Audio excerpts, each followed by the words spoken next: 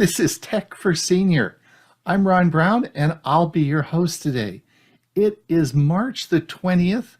It is episode 155, and we have a great show for you today. If you are in the audience, thank you for coming. If you're over on YouTube, thank you for watching. And if you're watching this as a YouTube short, just click that link and it'll take you right to the show. This is a 1-hour show, followed by a question and answer period, and then a premiere event in which we have 3 video selections for you.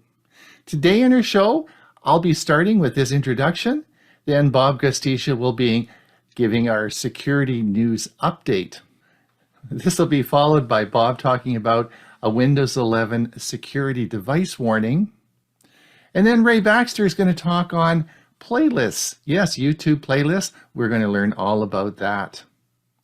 Hewie is going to talk about the new ChatGPT-4, and then I'm going to talk about installing Google One on your phone. This is a free VPN from Google that you can install on your phone to keep you safe. I'll show you how to do that today.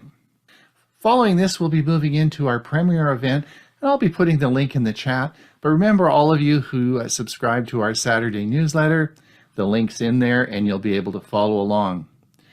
Dewey Cluse is going to talk about why USB-C isn't quite standard yet. Bill James is going to talk on Malwarebytes. And I'm going to talk about what is a progressive web app. All that today on our show. It's going to be a big one and you're going to enjoy it. So sit back and relax and let me introduce everybody that's participating in the show today. So welcome. Welcome to the show. And that, of course, is Greg. Did that answer your question? Very good.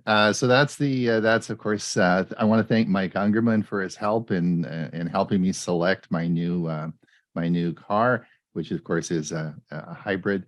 We'll be talking more about that in this year as I make some videos on the selection process that I made.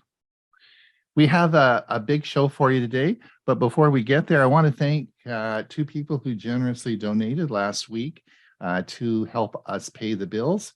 Thank you to ℼ𝕠𝕠𝕜 and Richard Clarkson. Thanks so much for your generous donation. I'll be putting a note in the chat if you want to. If you missed our January donation period, please contribute. For those of you who we were talking about our Saturday newsletter, of course, I put a YouTube video in a channel in that we feature every week. And this week we featured Geeks on Tour, which of course is no surprise. Everyone knows Jim and Chris. They're getting very close to 10,000 subscribers. If you are watching any of those videos, please subscribe. We want to get them over the 10,000. Let's introduce everybody quickly because we want to get on with the show. Hewie, what do we got going this week? We got something happening this week. We do, yes. On Thursday, we have Tech for Senior Live, and then right after that, about an hour after that, we have Learning Chromebooks. That's right. So if they, this is going to be, we have lots of fun stuff for Chromebooks this week.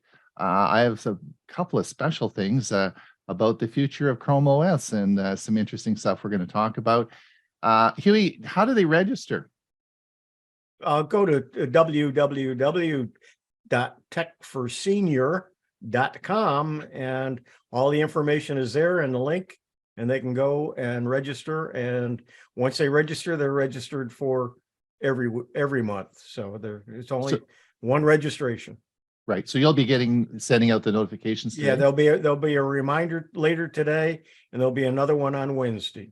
Okay, great. Bob, your AI talk I hear was really good on last week. Yeah, and I'll be doing more of those in the coming weeks. Excellent. But as you know, AI just keeps changing and changing. So you'll always be talking about it. Or it'll do the talking for me. Right. Yeah. Okay. Ray, everything going okay? Everything's doing well here, and let's get on with the show because I know you have a tight schedule. We got a tight schedule. Am I going to play your video or are you going to play your video? I'm going to do my own. You're going to do it. Okay. That was with you for insurance purposes. Okay. No problem. No problem. Bill James. Yes. Doing good. All is good. Warming up Everything's here. good. So the key is that you are on a Mac now. Yes. Right? And you're going to be doing some Mac tips next week. So all those people who wanted some Apple stuff, you ask and we produce, right, Bill? That's true. And I may But be a able to add caveat, remember, some I to it. am a, Yeah. And Hewie Jack- maybe is. Hewie I may be become a as well. jack of all trades and a master of none. Okay, that's good. All right, well, let's get going with the show because we want to finish before noon hour. Or, well, hold on. That depends on what time zone you're in. Bob, take it away.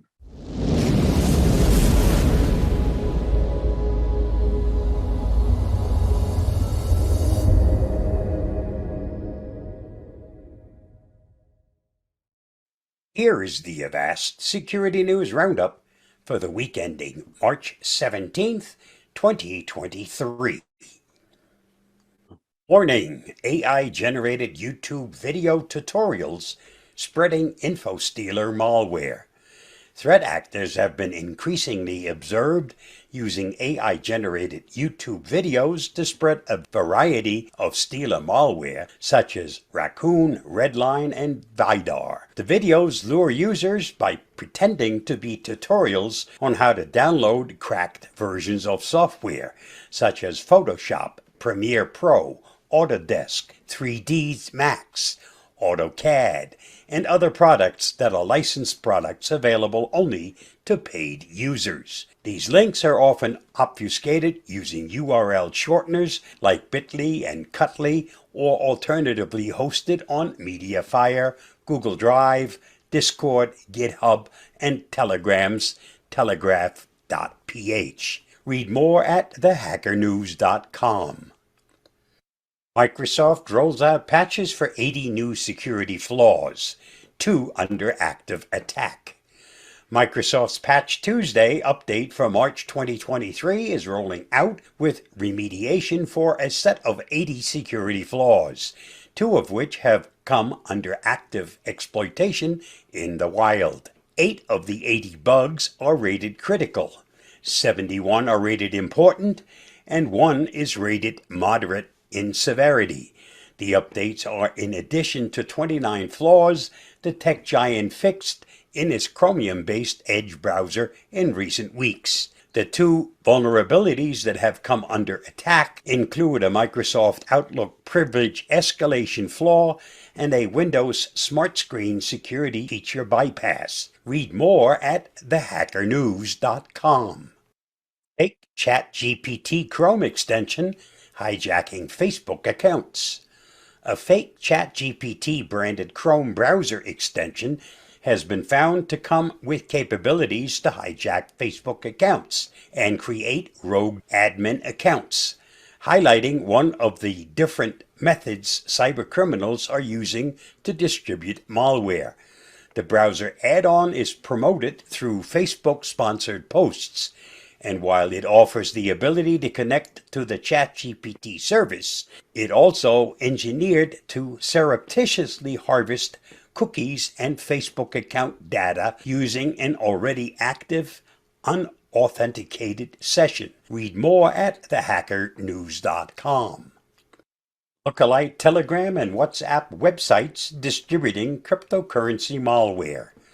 Copycat websites for instant messaging apps like Telegram and WhatsApp are being used to distribute Trojanized versions and infect Android and Windows users with cryptocurrency Clipper malware. All of them are after victims' cryptocurrency funds, with several targeting cryptocurrency wallets.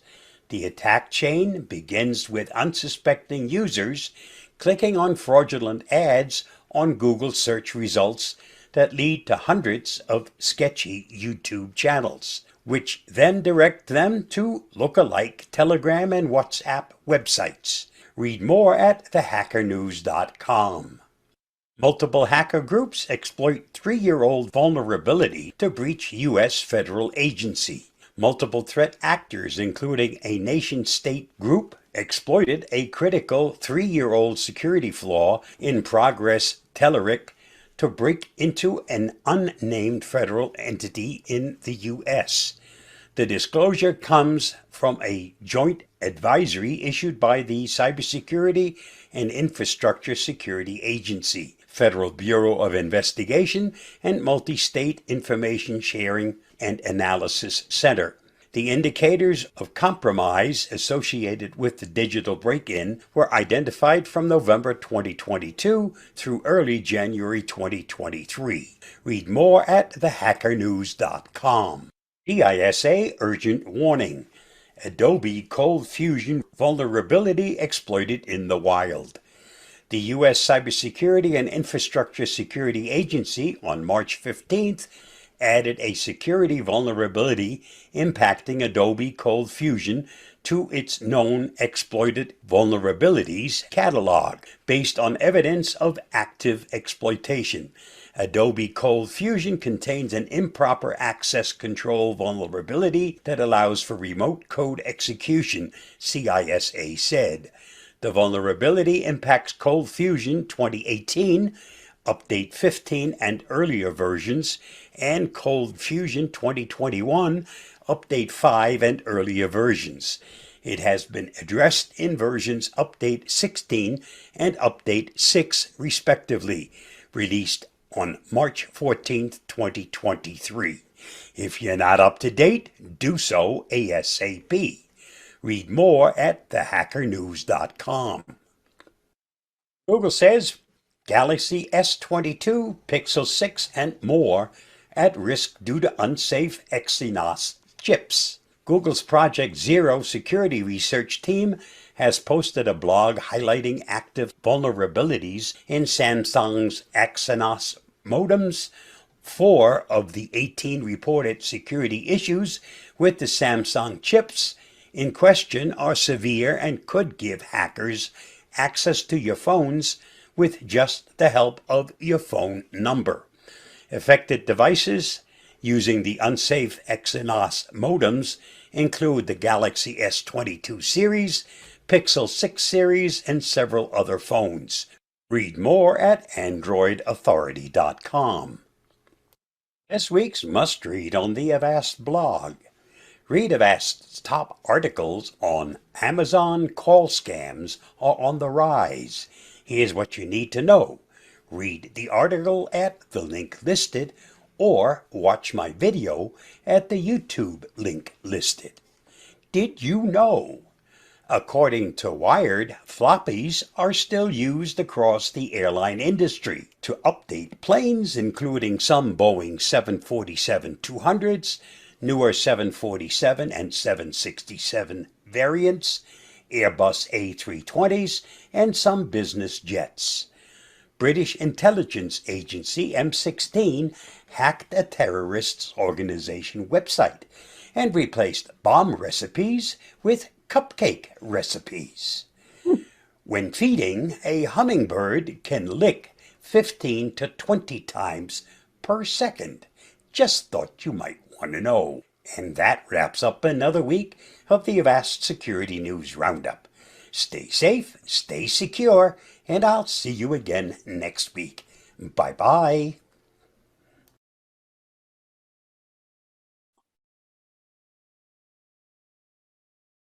This morning I noticed a security warning from Windows Security, and mainly my device security is in question. A little explanation. I've been a Microsoft insider for many years, and this particular computer started out as Windows 10, and I was a Windows insider on Windows 10.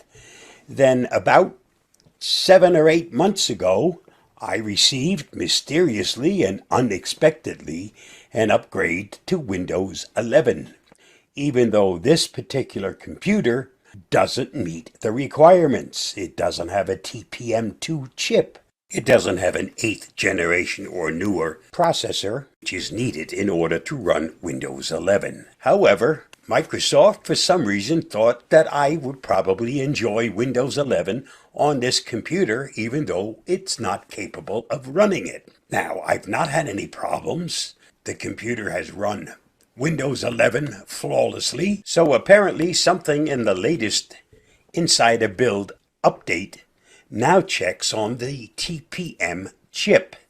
Because if we look at the settings themselves, and we look under Security Processor, it plainly states that this is a TPM 1.2. It needs to be TPM 2 chip, and it says it's not supported. There is no way for me to solve this problem unless I wanted to go install a TPM 2 chip, which I'm not going to be doing. So the only thing that I can do at this point is dismiss this warning. I'm aware of it. I don't know what else will happen. I don't know whether eventually I'll be forced to go back to Windows 10.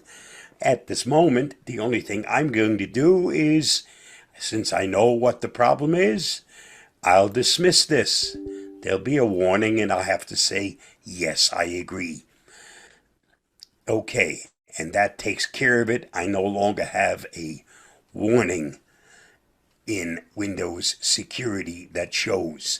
So everything is protected. If you're running a Windows computer that doesn't support Windows 11, once you get to this stage, and I'm currently on Windows 11 22H2, build 23403.1001, you will get a warning to let you know your system is not supported. It's still running fine. It runs Windows 11 without a problem, except I don't have that protection enabled, and I never will have unless I physically install the TPM2 chip. That still leaves me with a processor that's not capable of running Windows 11 according to Microsoft. Stay safe, stay secure. I hope this answers your question if you're greeted with this same warning. Remember one thing, the TPM2 chip has just been announced as not being secure. So maybe I'm better off not having that chip. I don't know. We'll find out eventually. Thanks. Thanks, Bob. I guess, Ray, are you ready to roll? Okay, creating a modern music playlist. Yes, the times have changed for sure. So the good old days. For many of us, this is how we created a music playlist as teenagers. Stacking your 45 RPM records on a changer that would let gravity do all the work. Now, most people don't realize this, but the 45 RPM record was manufactured in a way that it had ridges along where the label was. So when they were stacked, the playing surfaces would not touch. Typically, you could put up to 10 records, which might have given you maybe 30 minutes of playing time before you had to turn the stack over. This was a playlist. Now, today we have music streaming services, many of them, Spotify, Apple, Amazon, many others. My choice is YouTube Music, for in addition to the millions of song choices, their video collection is what makes them the best option for me.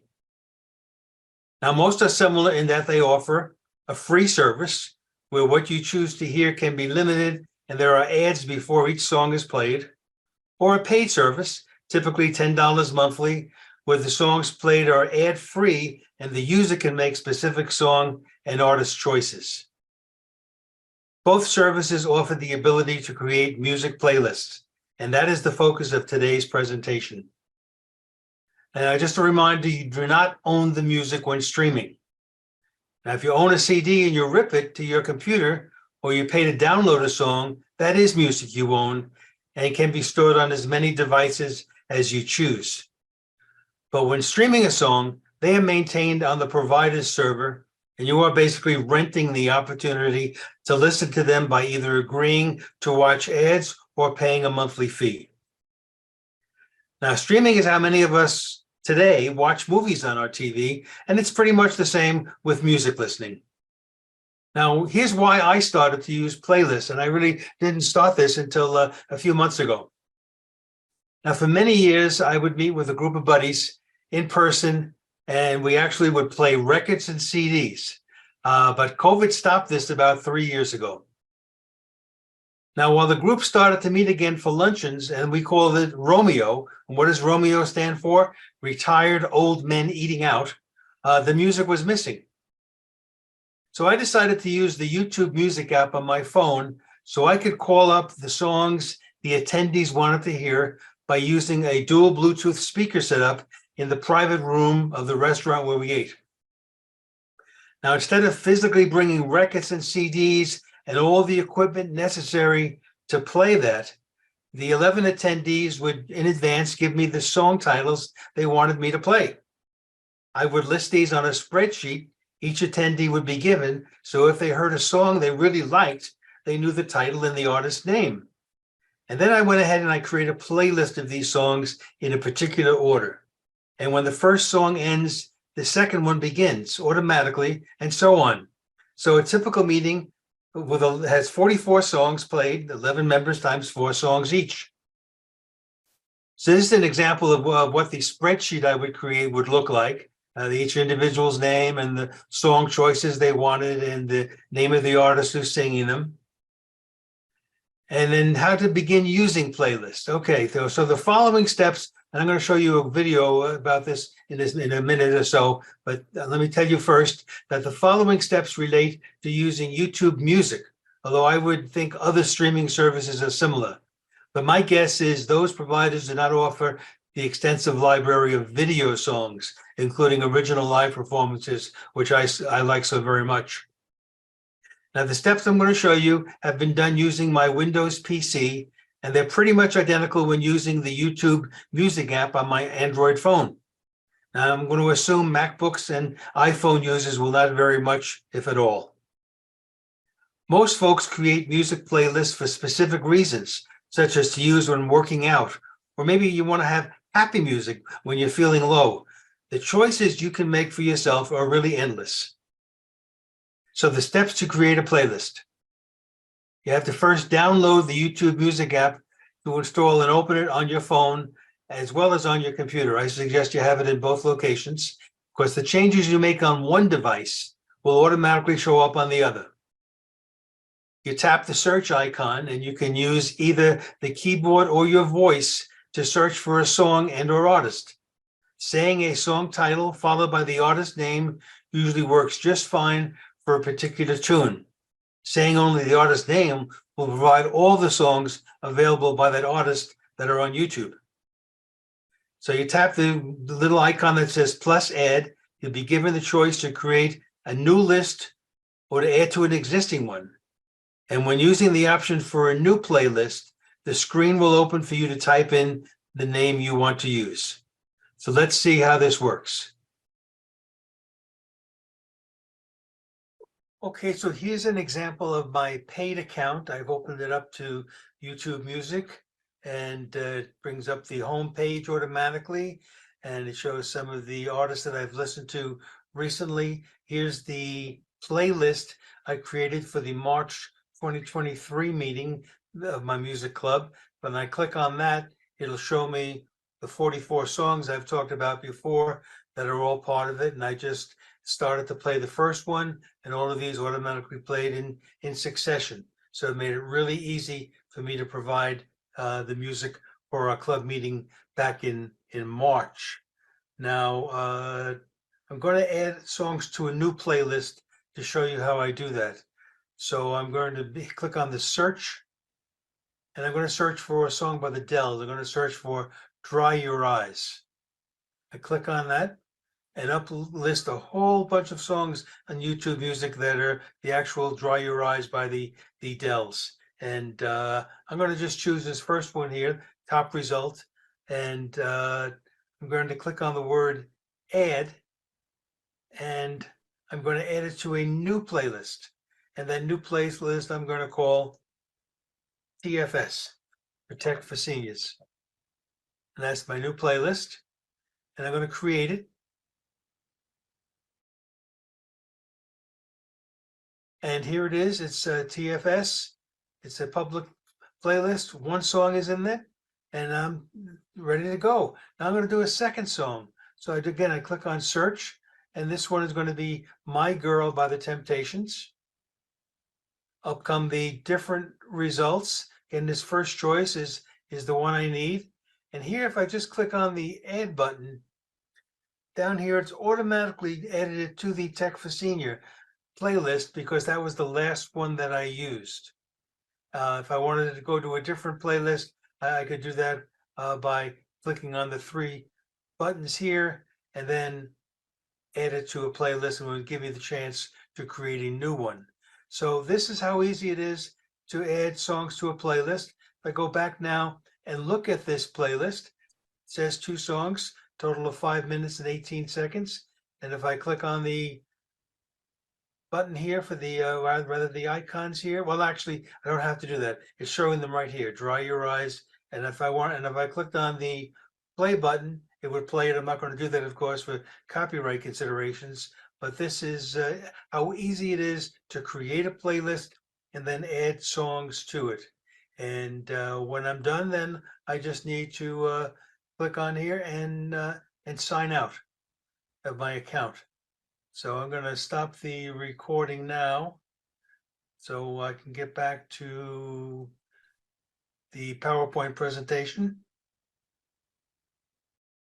So why don't you give streaming a try? You have nothing to lose by giving music streaming a try.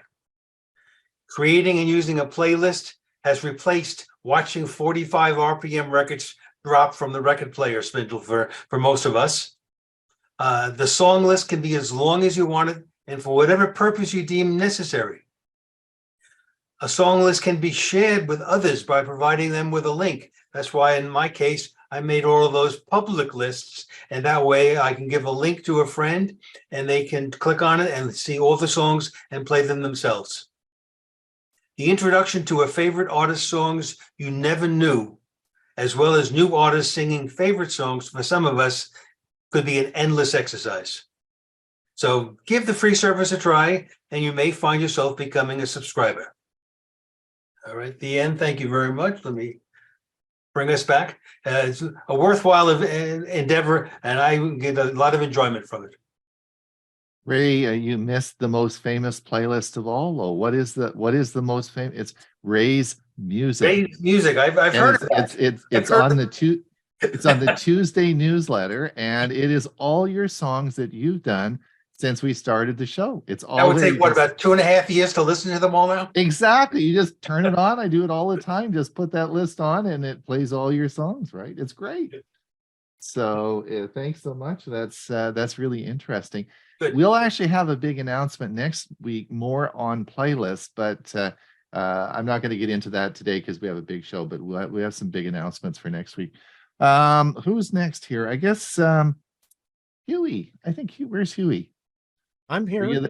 You're here. There you go. Yeah. You're up.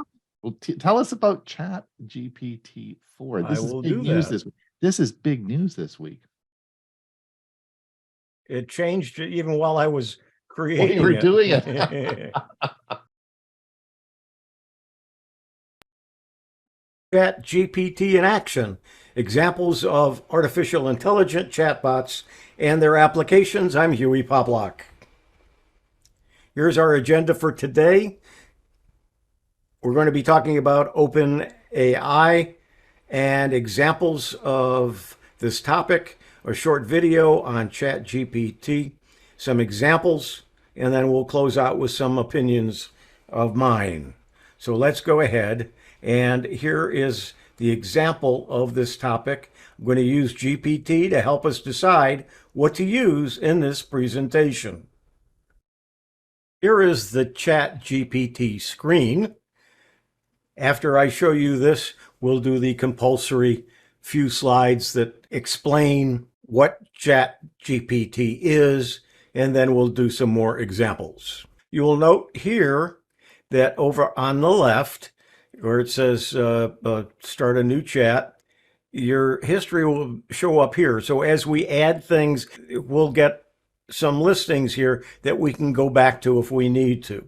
Down here is if you want to upgrade to the Plus, which is about $20 a month. Then you can put it in dark mode. You can look at some updates and FAQs. You can log out of your session.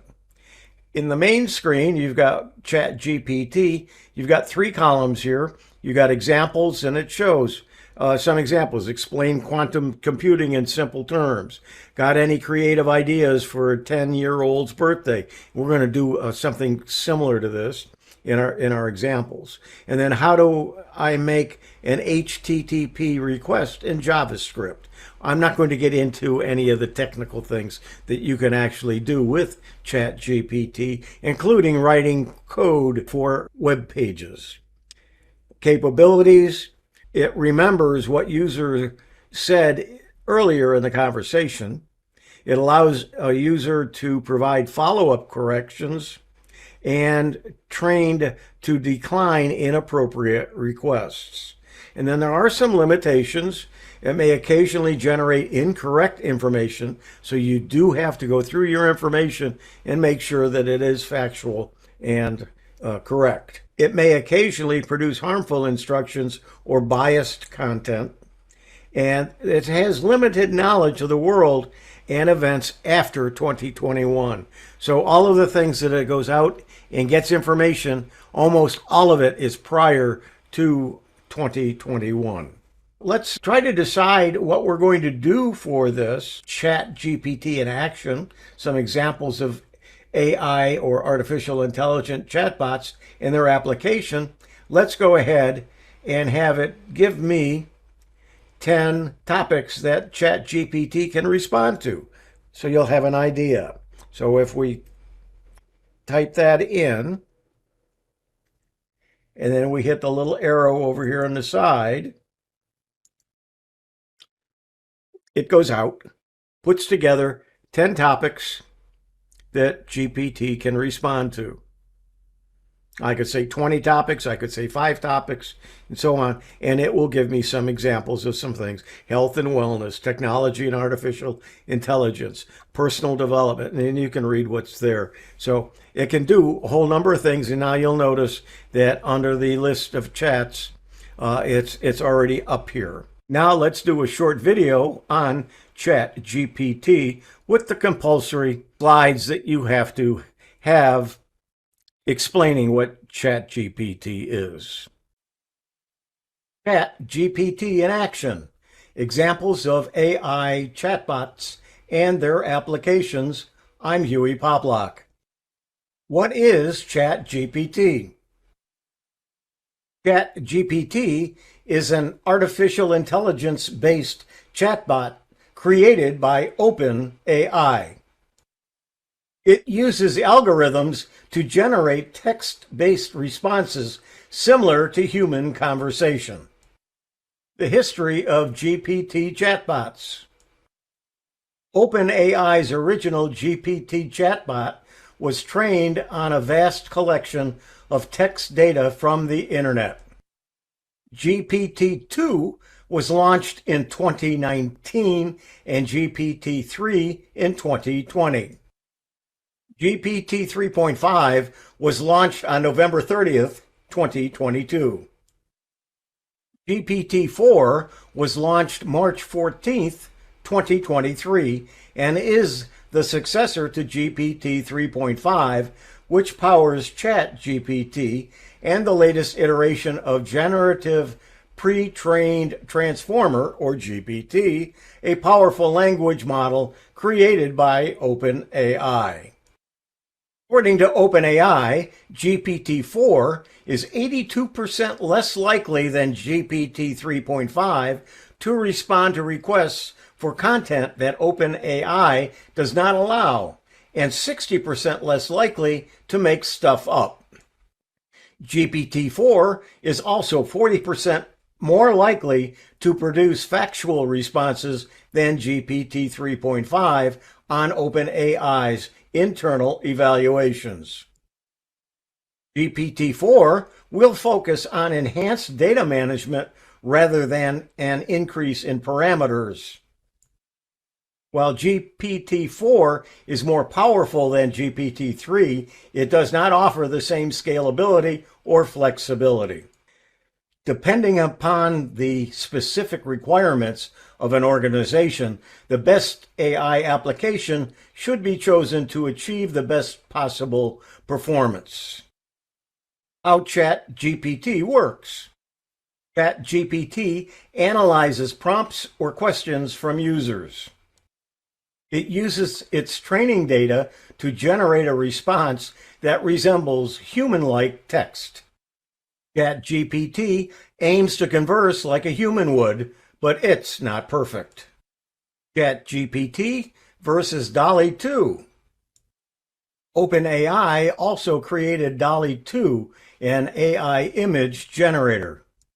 While DALL-E 2 generates images, ChatGPT is solely text-based. ChatGPT is an advanced chatbot that uses the massive repository of text on the internet to attempt to converse like a human.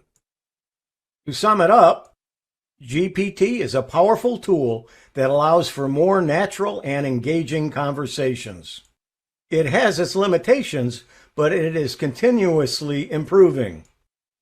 With its sophisticated algorithms and vast training data, ChatGPT is shaping the future of conversational artificial intelligence. Let's see it in action. Let's look at some examples of ChatGPT. Using something similar to the example, let's try this one. Got any creative ideas for an 80-year-old's birthday? Let's see what it gives us.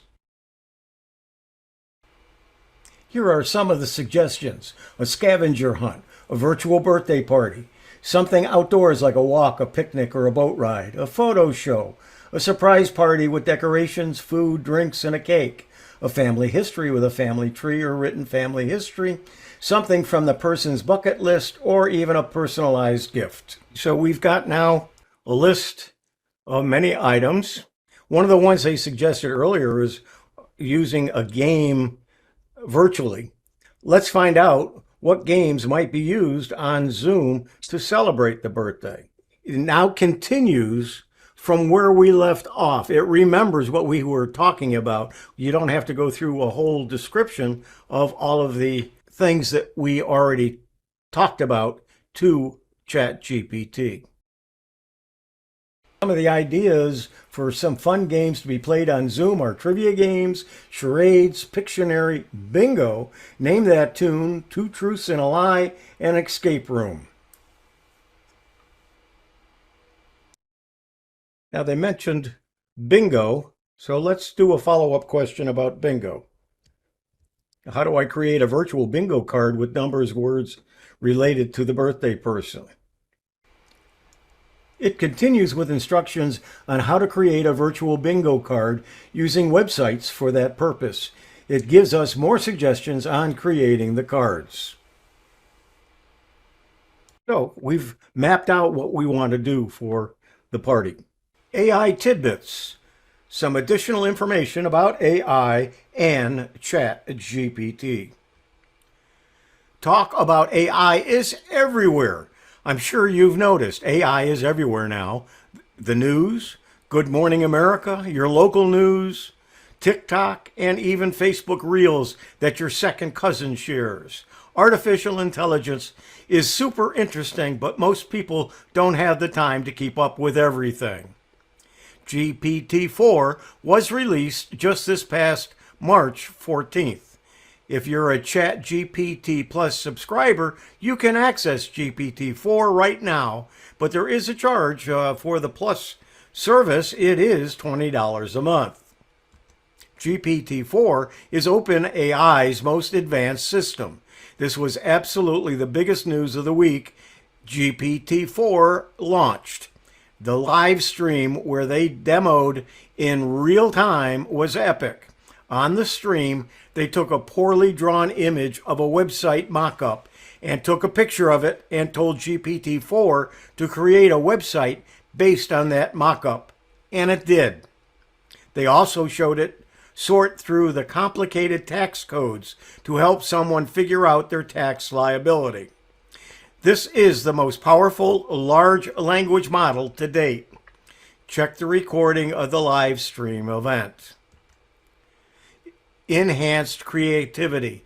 GPT-4 can generate, edit, and iterate with users on creative and technical writing tasks, such as composing songs, writing screenplays, or learning a user's writing style. Visual input. Not content with just text, GPT-4 can now handle visuals. The model's ability to process text and images simultaneously allows it to interpret more complex input. Longer content.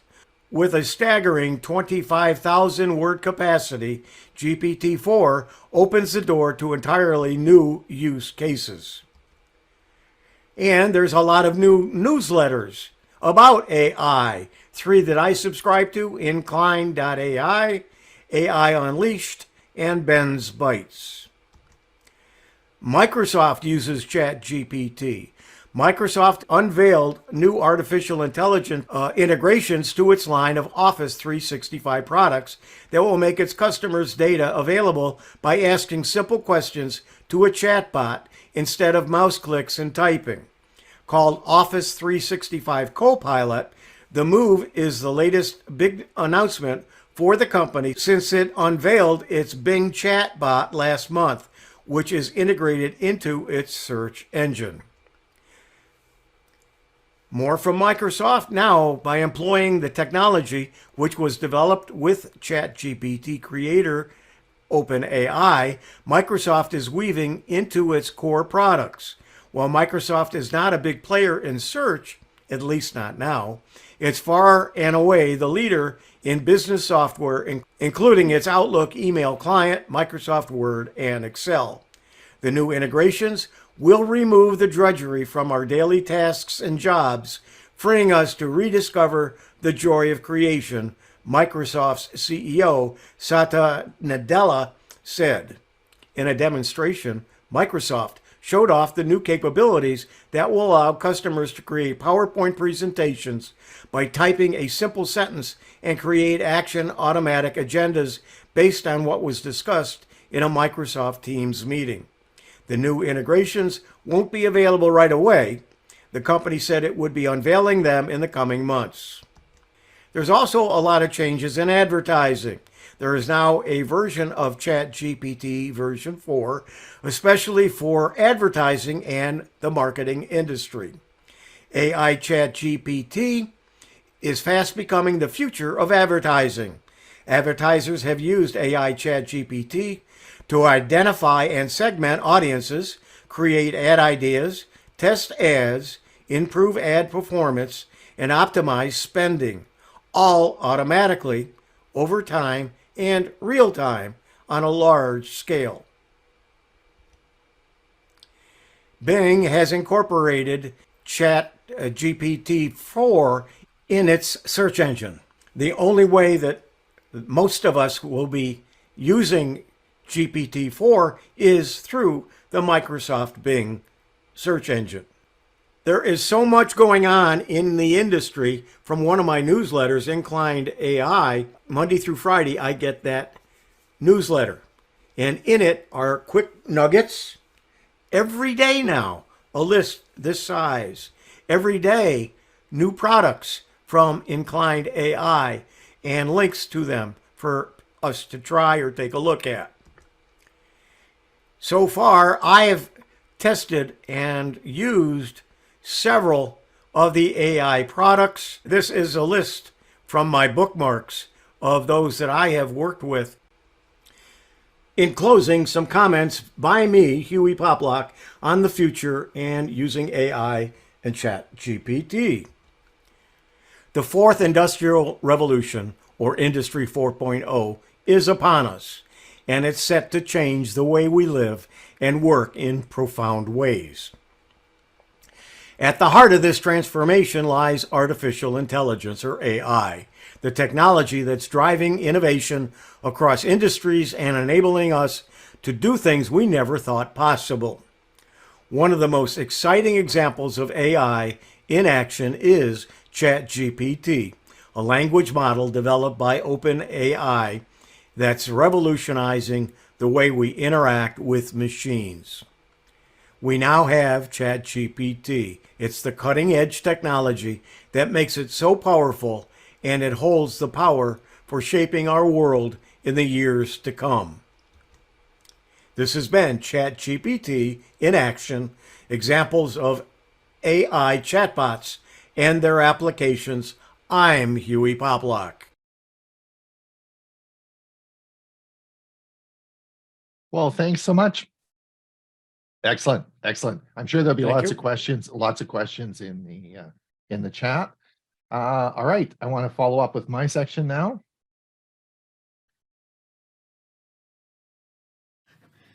It's Ron Brown with Tech for Senior.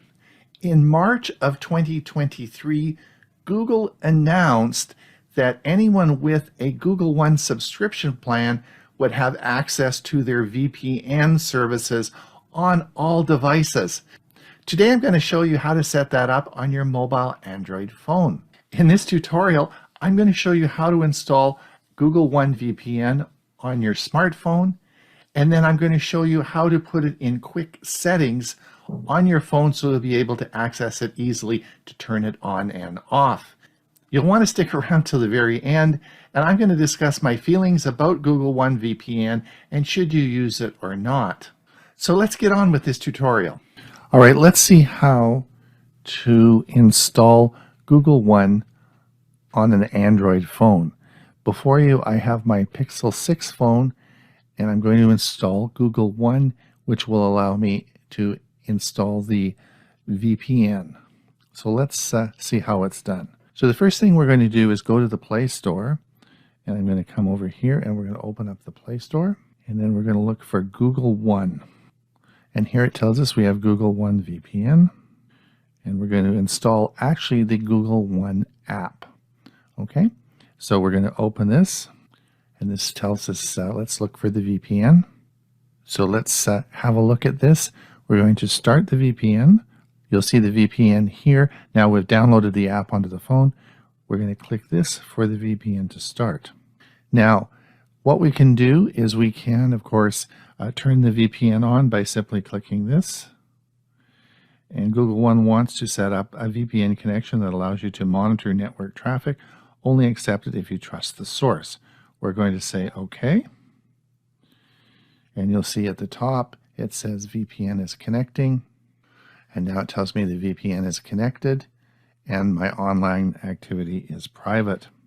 It also tells us that the VPN on your Android device, you can reduce the online tracking by hiding your IP address, stay protected from hackers on unsecured networks, and browse the web with a secure and private connection. Now, this as well has a section for viewing apps. When a VPN is on, we can update the settings. And as I've showed you before, you can come down, and these are the apps that are on my Pixel 6 phone. Now let's say, for example, I want to use the Auto Trader app, but it doesn't work well with the VPN. Maybe it won't, it needs to know my location. There's some reason why it just doesn't work with that. If I click the plus button here, you'll see that the Auto Trader is now in the apps that will bypass the VPN. So you can set up specific apps that you can use that will bypass the VPN. If you have problems connecting, which you sometimes can because the site may know that you're using a VPN and not allow you on that site. So this is how you bypass the VPN. Now you also can add VPN to quick settings. Turn on VPN from quick settings menu for easier access. Let's learn more. Now I want to show you how to use the VPN using the quick access settings so you don't have to go through the Google One app. So let's have a look and see how we're going to do this. Take your finger and I want you to scroll from the right down, and you'll see we come up with our settings menu here with quick access. If you come down to the right hand side, you'll see the little button for editing. Let's click this, and this now brings up all your apps. If you look at the edited menu here, you'll see that the top two features at the top are internet and screencast. So let me come down, let's scroll down here. And what we're going to do is we're going to find VPN by Google One. Let's take this and move it to the top. So I'm going to long press on it and hold it, and we're going to drag this up now, and let's drag it right up to the very, very, very top, and we're going to put it right at the top. So I can now turn on and off Google One simply by this button on my quick access menu. So let's get out of here. And we're back now to my home page. We're going to drag down from the top, and you'll see right at the top here, you'll see VPN by Google. If I want to turn the VPN on my phone, I just tap this, and it now is connected my VPN. And to disable that, I just click here, and it will disable the VPN. So what is Google One? Google One is a subscription services that offers a package of services from Google. If you look at this diagram, the most important is the storage. And most people purchase Google One for the extra storage.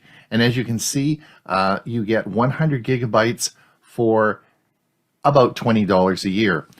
Then you get 200 gigabytes for $30 a year and 2 terabytes for $100 a year. Now, most people, if they have a Gmail account, have the standard 5 gigabits of storage, and oftentimes you want more. And for the vast majority of people, 100 gigabytes is just fine, which is simply $20 for the year. It used to be that that did not include the VPN service from Google, but the change is it does now. All the plans, you're able to use the VPN service, which makes it a great deal for you. So is this a VPN you should trust? Can Google see everything you do when you're connected to a VPN? Let me answer that. To put it simply, no. Google One's VPN is built in a way that it cannot track you on the network, and it cannot identify your personal information with your internet pathway. They use a system called blindsiding to provide a stronger guarantee that your network identity cannot be revealed.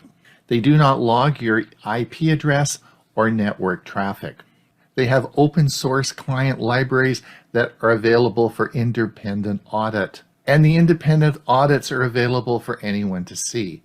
This is a very secure system. I think if you do require a VPN, I think this is a very good service for you and is available on all your devices with a Google One subscription. All right, so that's about Google VPNs. Ray, are you ready to roll? I just want to say goodbye to our YouTube viewers. If you are over on YouTube, thank you so much for coming. Don't forget our Thursday show this Thursday. Otherwise, we'll see you back here. We have room over in our Zoom meeting if you want to pop over and participate in the chat. It's been a great show today. Maybe you have some questions, pop over, we'll let you in. But I'm going to stop the broadcast now for our YouTube feed. Thanks, Ray. Take it away.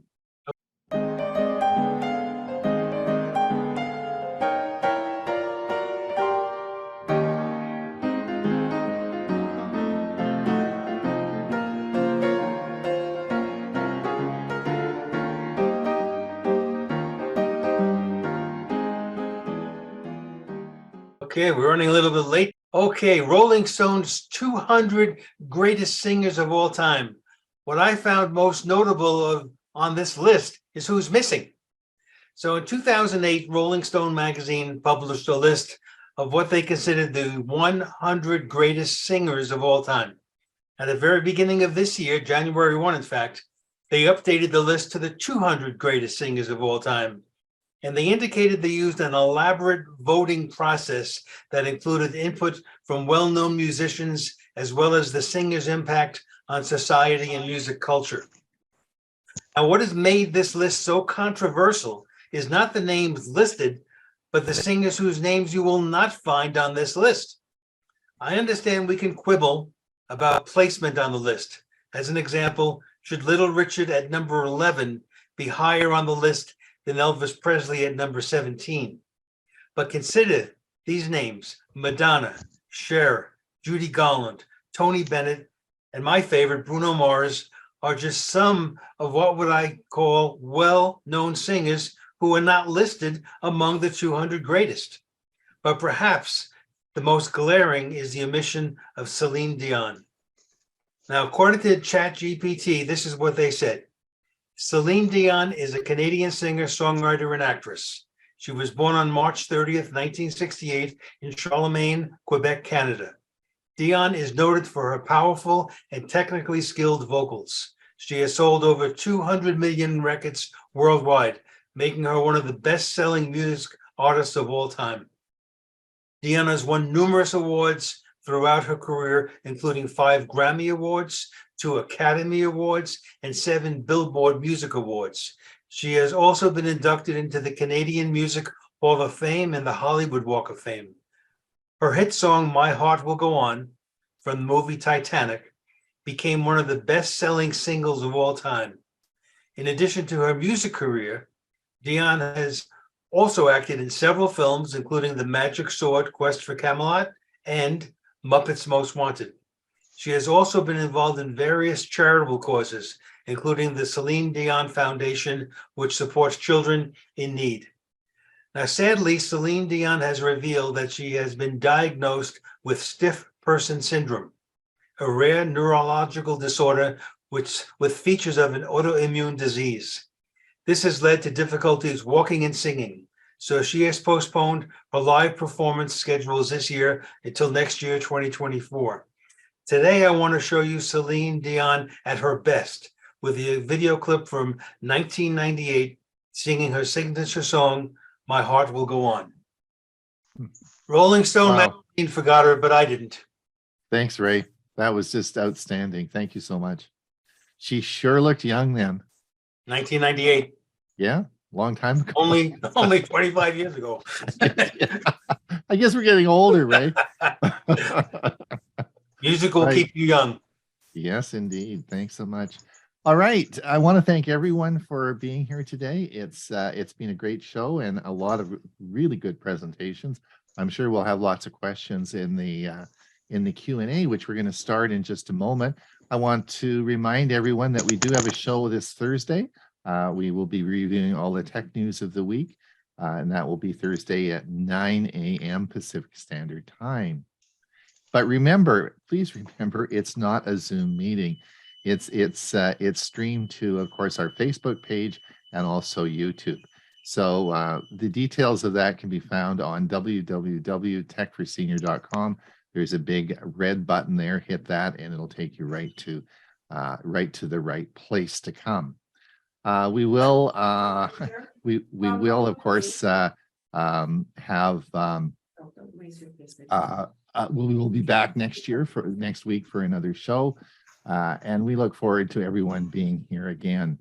Don't forget, this Thursday we have after our show on our live show, of course, Hewie and I will be doing learning Chromebooks. And if you are interested in Chromebook, you have a Chromebook, you maybe want to brush up on your Chromebook, please come and listen to us. We've been doing it now for 2 years. We have a lot of fun with it. I think it's going to be a great time, right, Hewie? Absolutely. Yep, should be lots of fun. All right, let's get excuse me, let's get on with the questions. If you do have a question about anything we've talked about today, just put up your hand and it'll bring you up to the top of the screen. I see Joel's waiting there with the first question, and just put your hand up and we'll be sure and answer your question. Joel, go ahead. What's your first question? Thank you. Concerning AI, which was a major topic, I believe both Hewie and Bob said they used AI to help prepare their presentations today, but they both found that there were errors in what they were fed back. Well, when I go to a library and use an encyclopedia, I trust the data. If I'm using AI and I am not already knowledgeable, as you two as experts in your field, how would I know what data I get from AI is accurate and what is not? I've heard many accounts of technical experts finding 1 in 4, 1 in 5, 1 in 10 points presented to them by AI as being not correct. How can I trust AI as a source of information that I did not already know about? Thank you. Verify. Always verify. Don't How? assume. What do I trust? You don't assume, you verify, which means you do more research before you accept any answers that you're given. Also realize the fact that ChatGPT is only fairly accurate through September of 2021. Beyond that, you had better verify any answers it gives you. The search engine in Bing is a combination of ChatGPT and actual information available beyond the 2021 deadline that ChatGPT has available. So that's a combination of both. But ChatGPT itself, if you want information on new information, that's not the place where you're going to get necessarily accurate information. And what Bob, you're to add to saying, that, your an encyclopedia wouldn't be that accurate either. So you have to verify that information as well. Yeah, if I and might, also- let me go ahead. Okay, go ahead, And Hewie. add something to what Bob was saying. With the Microsoft, or not Microsoft, with the Bing, it also gives you references. So you can go and look at the references and see where they're getting the information, where ChatGPT does not do that. And really what we're talking about when we're talking about printed form like an encyclopedia versus online information, we're not really talking about AI, we're talking about online information, which now is very prolific. I mean, back when we had encyclopedias, we didn't have online information. Now there are so many sources of information online. Again, you have to verify what those sources are because you have no idea who's given that source out. So it's really an information issue of the internet, not so much AI, I think, anyway. One Drew, more thing to add is what I produced for today's show did not use AI. The information in my weekly update isn't AI generated. Neither is a tutorial that I make when I'm showing you something on the computer. That doesn't use AI, that uses my own input with information directly on my computer. Now, Drew, did you have a question, or did you? Yes, a quick question for you, actually.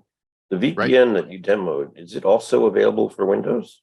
Yes, yes, and I'll be doing. I have a video on that too, so you'll be getting that next. You'll probably get that next week. But I have a video on Windows, and I'll be showing you how to do that as well. Okay, and I have one comment. For those of you who do choose to try out the VPN, there is a website, I'll put it in the chat, called DNS Leak Test, and it will verify and confirm for you that your DNS server has been changed from the one that your cell phone or home provider gives you to the one that the VPN gives you, so that your service provider is not tracking your DNS queries. One of the things, Eric, if you just hold on a second, I'm sorry, I just want to respond to that. One of the things that it's so important that you understand about a VPN, if you decide to use a VPN, the thing that you have to know about VPNs are they're expensive to run. You need a physical building, you need people, you need computers, you need servers, you need to be connected, you have to pay to a connection. So there is no such thing as a free VPN. And if you, and once a year, Google goes and they go and take out all the bad actors of the Play Store and throw them all out, because if they say this is a free VPN, it means they're making money tracking you. And there's no point in using that because they're just stealing your information and selling it. So you're going to have to pay for a VPN. If there is no such thing as a free VPN. And if you pay for a VPN, of course, the more money you pay, the faster your VPN will work. So just be aware of that. Stay away from free VPNs. Sorry about that. Eric, go ahead. Yeah, sorry, I was late joining, so this question isn't about any of today's subject, but it's about AA size batteries, rechargeable nickel metal hydride. I use them to alternate a pair in a Garmin GPS unit for hiking and other stuff. And rather than having disposable batteries, I have a pair that I cycle through and recharge and all that. Well, I've discovered a big drop in power on a pair, and I was thinking about getting more. I've got 2300 milliamp hour batteries. Is there a better battery that I should be getting, a higher milliamp or lithium ion? And are those safe for AA rechargeables, and what kind of source? Thanks. Well, I use 2700 milliamps that I buy off Amazon. Okay. That are the same style of battery. And you have to be careful if the device that you're using is compatible with the higher output lithium ion batteries rather than the nickel metal hydride, because they can damage your device. Yeah, because Garmin actually recommends lithium ion AA batteries, but it can handle nickel metal hydride. And I've just been a little unsure about the safety and a source on lithium ion AA's. Rechargeable AA's. Right. I think Drew probably answered that for you. Okay. Yep. Okay. Thanks. All right. Any other? Did anyone else have something to say on that topic? Or okay, Steve, go ahead. Steve Parker. Yeah, when you get a result back from ChatGPT, can you then ask ChatGPT to verify its last result? Sure can. And would it, if you asked it to do it again and again and again, would it eventually find all the mistakes that it made, or would it just be redundant? You just ask it for its sources for that information, and it will reveal where it's getting its information from. Okay. Yeah, and the good thing, the thing I really like about ChatGPT is it remembers what you said. So you could say, give me a paragraph on something, and when it's done, you say, I continue, and it will add more information. Or you can say, what if I want it this way instead of the other way? Open front door. Front door doesn't support that. Jim, you're live. So there's a lot of things with it, and it's all changing. And there's new additions, and there's people using. I think they're using the same information. They get an API, which is I think it's what application, some way of getting into the GPT, and all of these different companies are coming out with all kinds of ways of using that same data, and they're all charging between $10 and $30 a month. So a lot of them are going to go away. So be careful on who you pay if you decide to do that. And a lot of them, they'll give you, a very minute amount that you can play with to test it. But some of them don't even do that. Jim Glass, go ahead. You're muted, Jim. Okay, can you hear me? Yep. Apropos of this research, you have to remember that you have, as Bob says, you have to verify stuff. If you notice, anybody who writes a book, particularly a nonfiction or technical book, they have editors. I wrote a book and I had 5 or 6 different people reread it, looking for errors and helping me verify what the information was before I even went out to publish it. So it depends on how accurate you want your material to be before you publish it. You can't trust anything. I mean, if you think about it, one of the most used dictionaries on encyclopedias is Wikipedia. But how many of you remember that Wikipedias can be edited by anybody? There is no certified source of information. So the more accurate you want to be, the more research you have to do. I just And want to throw those 2 cents in. ChatGPT does have 3 models that it answers your information in. If you look at it, they've actually added where it can go from being very accurate based on the information it has to kind of sort of giving you added stuff to it that may not be very accurate to actually making up things. Those are the 3 models you have. And you choose which one you want it to be. Do you want it to tell you a story? Do you want it to write you a poem? Or do you want it to give you actual information? You have a choice in how you ask it to reply to your inquiry. Does it have any ability to, when you get the text back, to sort of mark which is the fanciful stuff versus the verified stuff? No, but you can ask it for its sources, and it would then list where it's getting its information from. But right from the onset, you tell it how you want that information delivered to you.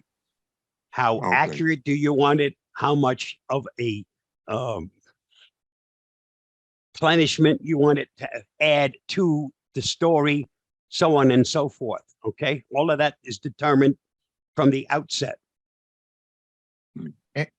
And where I've used it a lot recently is in my YouTube descriptions when I've uploaded a broadcast and is a YouTube, and I just ask it to write a YouTube description on the topic I'm talking about, and it does a great job, and it formats it right for a YouTube description. So depending on what you want, it formats it correctly. I mean, there are, I guess, when you're looking at highly technical stuff, like I talked about the VPN article I wrote on Saturday, versus just saying, hey, I'm writing a YouTube video on, well, you watch, because the video that I showed you today about the Google One will be going up as a YouTube video, and the description, I'm going to have ChatGPT write the description, right?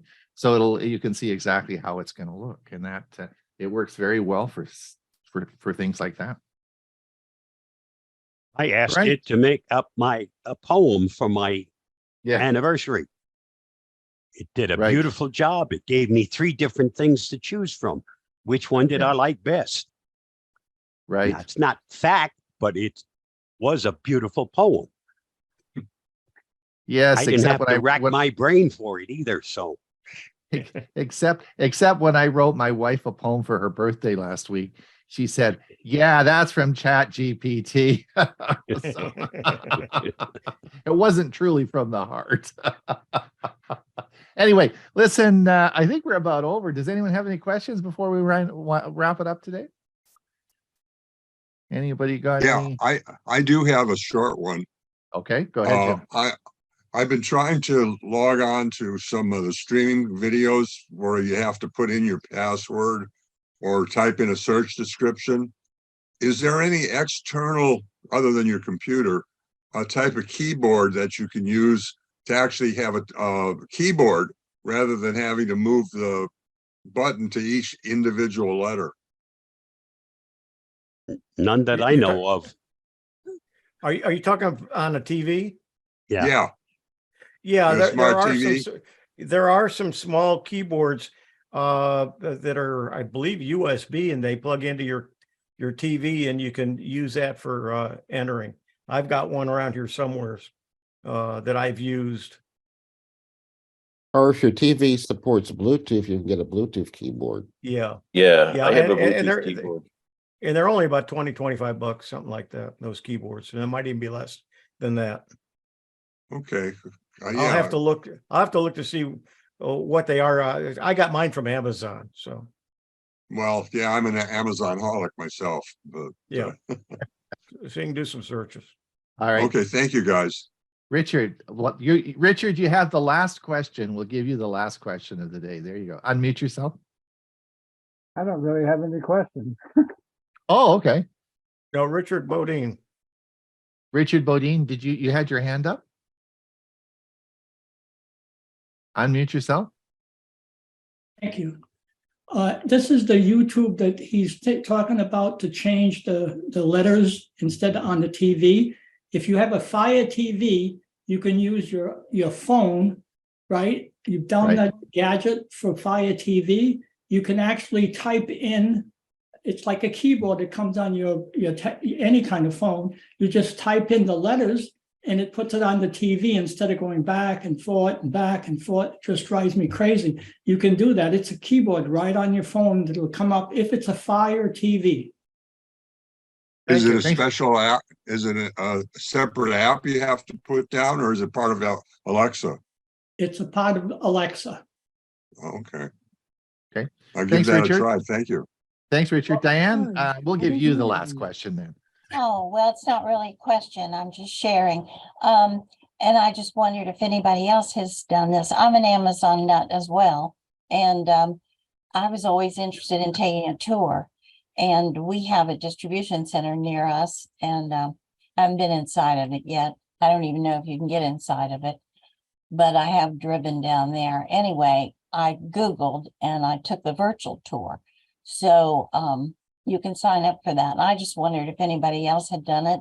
It was very enlightening. I know some about Amazon, but just sharing that, you could Google that and take a virtual tour. It's actually live. I think it's live. Now, it may not be live, but they kept switching back and forth to different states and talking like it was live, and they knew you were there. So, and it was really great. Has anyone else done it? I did a live tour. I took a group through in the Phoenix area. I took a group through one of the distribution centers for our computer club, but it took me 2 years to arrange. It was they do have a program where they do at least they did before COVID. Then they stopped it with COVID. I don't know if they've started it again, but they did do tours through one of their fulfillment centers. But it was extremely popular, and as I said, I had to book it 2 years in advance to get it done. So the virtual. Well, I'm not busy in 2 years. I'll be available. Can you arrange that for me? Yeah. Yeah. But the virtual Judy, one's a good idea. That's a really good idea. Oh, Yeah. yeah, you should maybe show it. I don't know if you could. This interests me because I want to do it with my club. Can you arrange a tour and then show it live on your Zoom? Time your Zoom so that everybody can be there and see it. Sure. But anyway, I missed the first one. Greenwich time. I just looked at the email and it said we'll see you at 2 o'clock, and so I didn't pay attention. Well, that was 10 o'clock. Right. So anyway, they all have different time zones. There you go. Yeah, Di, I meant to get to your email asking me about that. Judy Tallur from APCUG, I think took her group or a group through Amazon in California. So you might contact her and see how she got that arranged. Okay, I will. I grabbed the Amazon guide, the last one that was at the door, because they're always running. And I give snacks. And so I went out there and I asked him about that. And he said the distribution center near us did not have the robots. But that, if you haven't seen that, that is very, very interesting. Do you remember, Ron, the robots are in a caged area because they're programmed to go in different ways. And if something falls off the shelf, the employee has to go in there at their own risk. Right.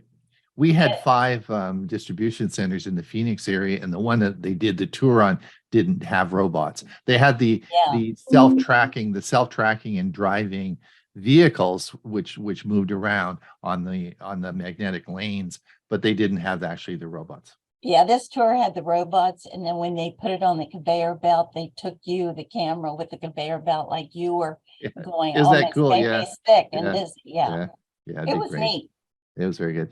Listen, we have to go. Thank you so much, everyone, for being here this week. We'll see you again either this Thursday or learning Chromebooks or or we'll see you maybe next Monday. We have lots more coming. We'll see you. Big show next week as well. We'll talk soon. Thanks for being here. Hewie, did you have a final parting comment before we leave? Yeah, I did put in, somebody asked for the newsletters that I'm getting about AI, and I had not included one. I signed up for it after I did the video yesterday. And so I added it as well. So there's 4 newsletters that I get daily or pretty much daily. So by all means. I added a link in the chat to the Amazon virtual tour. Great. Oh, thanks, Bob. Grab the chat. All right. And to save the chat, go to the 3 buttons at the bottom of the chat box. And when you click it, it'll give you a list of some things you can do. And the top one is save chat, and it will save it in your documents folder in a subfolder called Zoom, and then in a subfolder with today's date. And don't forget, in 10 minutes, the premiere event will be coming. So don't miss it. All right. We'll see you. We'll see you soon, everyone. All right. Bye, everybody. Bye-bye. Bye, guys.